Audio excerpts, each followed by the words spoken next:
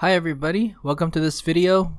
So for today we are going to do a CrystalDiskMark benchmark test for the Samsung 860 EVO. It is a 250GB model.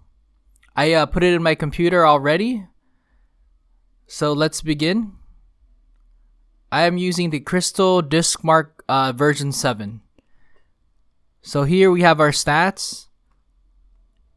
What I really like about this Samsung SSD right off the bat is that I can see that it says 100% good on the health status here on the Crystal Disk Info.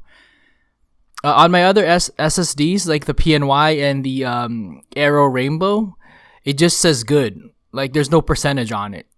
Here there's a lot more details given. So I can tell right off the bat that this thing is extremely high tech. Even the read and write speeds, 560, 527, 528, 505, it is off the charts compared to my other SSDs. I got it on sale on Best Buy. I'll put a link in the description below. It's like $50. A really good deal. This SSD is amazing. So I did image my computer using Macrium and I loaded it. No hiccups whatsoever.